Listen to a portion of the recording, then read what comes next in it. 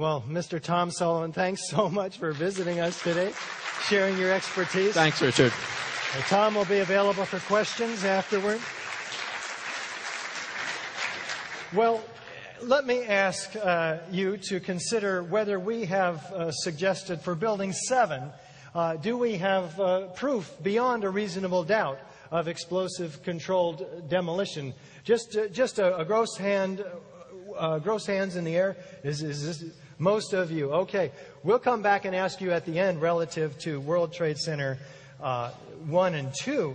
But now you know why we've added a third beam to the two-beam iconic image from the night sky of New York City. And speaking of which, we would like to proceed with the World Trade Center Twin Towers, but I think we have a word from Peter first. Yes, I would like to ask you for support for architects and engineers for 9/11 Truth and for firefighters for 9/11 Truth. We thank you for the admission fee that you paid to join us here tonight, but that really just covers the costs of the theater and the advertising to make people aware of this event.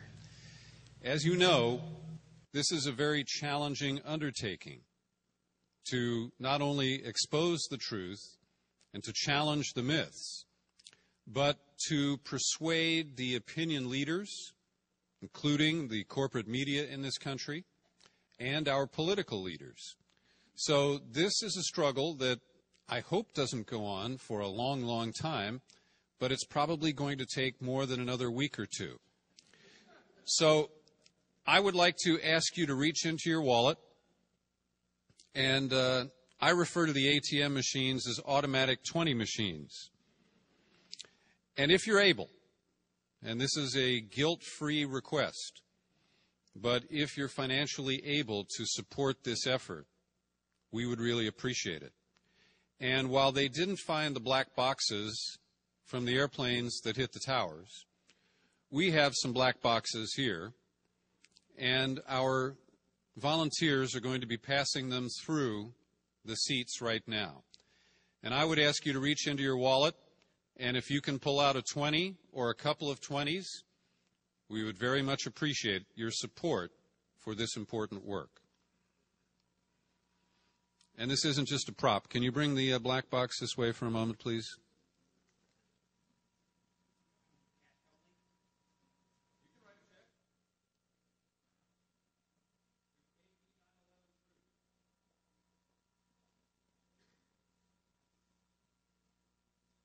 Thank you for your support. Let's jump into the World Trade Center Twin Towers with our first myth.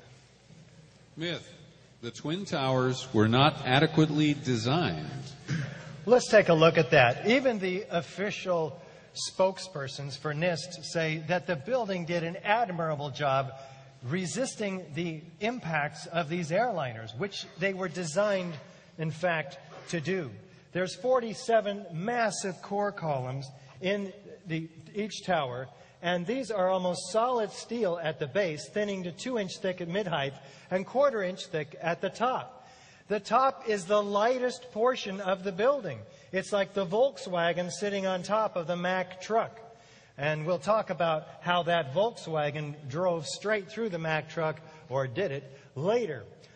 We have a tremendous perimeter exoskeleton structure, a Verandil truss with 3 perpendiculars and 3 verticals welded together and then in turn bolted together. This is the tube surrounding the core structure. This is a structure within the structure. Any collapsing of the lighter weight floor truss system spanning 60 feet between the core structure and the perimeter structure would have left the core structure standing 1,300 feet in the air, like records falling around a spindle. It's inconceivable that they would have collapsed, particularly as fast as they did. Myth. Jet-fueled fireballs shot down the elevator shaft and blew out the lobby windows. All right, again, we should look at the manual, NFPA 18.12.2, high explosives. High explosives are characterized by a detonation propagation mechanism. I think The effect.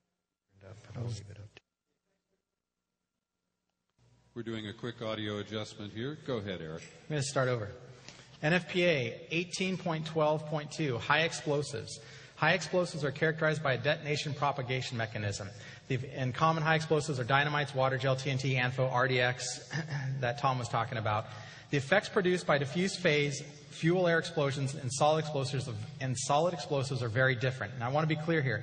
Diffuse phase, just put it in layman's terms, fuel-air is like the jet fuel, and that on those planes would have been a diffuse phase explosion. It wouldn't have been a high explosive. In a diffuse phase explosion, structural damage will tend to be uniform and omnidirectional, and there will be relatively widespread evidence of burning, scorching, and blistering. Now, any firefighter who's seen an explosion or a flashover, the after effects of that, we always see scorching, we see burning, you'll see soot on the roof, on the ceiling, on the walls, everything's basically burned in that room. And in contrast, the rate of combustion of a solid explosive, which thermite or any of these other chemicals would have been, is extremely fast in comparison to the speed of sound. Therefore, pressure does not equalize to the explosion volume, and extremely high pressures are generated near the explosive. The pressure and the resultant level of damage rapidly decay with distance away from the center of the explosion. So now we're going to look at, and I just want you to pay attention here. This is, the Nade brothers made a film. They recorded the first plane strike, and they came in the lobby with Chief Pfeiffer here and his crew. And I want you to pay attention. What we were originally told, and in this video you're going to hear them, they plant the first seed that this was a jet-fueled fireball that came down the elevator shaft. And I just want you to think about that for a second, because if you think about an elevator shaft, there's an elevator car in there. And in that car, those doors, when it's in between floors, those doors are closed. So in all those elevator shafts in the World Trade Center, there's multiple banks, and they went to different levels. So you have some mid-stops, you have some full shaft, you have some go down in the basement. There's just multiple banks of elevators. So not all of these elevator shafts go all the way down to the lobby. And vice versa, a lot of these go down into the basement. So what they've told us is that fireball came down, blew out the lobby windows, which you're going to see here, and blew out the lobby windows. So what that means is that fireball had to find those elevator shafts, but the doors would have been closed up top where the plane struck. So it had to shear those elevator shafts at the top. Then that fireball in the explosives or the explosive wave would have had to come down that shaft, and then that would have meant those cars should have been stopped in the basement level, just the one floor below, because the elevator car would have acted as a plunger. It would have had to blow open those elevator doors in the lobby, and then we would have seen, and then I could have believed it. I originally believed it because that's what I was told. But here we're going to look at this. We're going to look at this video, and what I want you to pay particular attention to is the ceilings, the walls, the floors, and there's plants in here. Any fire I've been into that's consumed the entire, where you have a fireball come, well, we don't get fireballs, but when you have that type of thing happen, you're going to see some wilting of the plants, or probably they won't even be there anymore. Pfeiffer was the first chief into the building. So look at the damage. It's right away, uniform. A guy from the Port Authority told him the damage was somewhere above the 78th floor. Look at the ceiling, perfectly white, walls white, around. Plants intact. Obvious. Something had happened right there in the lobby. Windows, irregular damage. You just saw that all the windows. All the plant. Now look at blown out. The lobby looked like the plane hit the lobby. Look at the elevator cars when they show them. They figure out that flaming jet fuel had shot straight down the elevator shaft. All of this damage was done already. Elevator cars intact. People was all over the place. Elevator doors.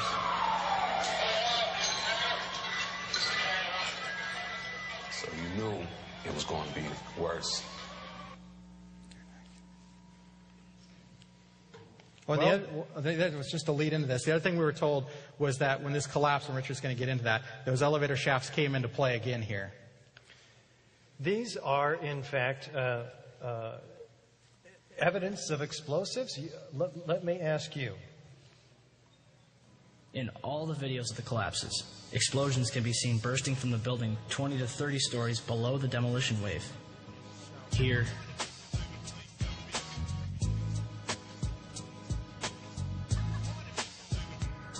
here,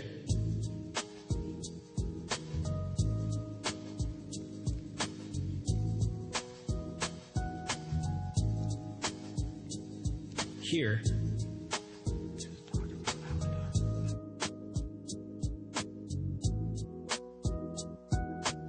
here,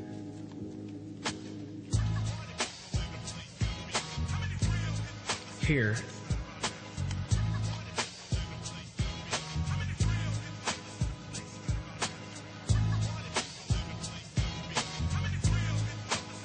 and here.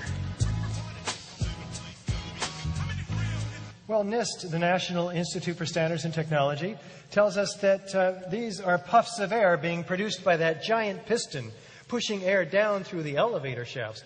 We'll look at that in a moment. But first of all, these are not puffs of air. These are pulverized building materials. You can see the solids. In addition, they are occurring at 160 to 200 feet per second. These are explosive speeds, not air pressure.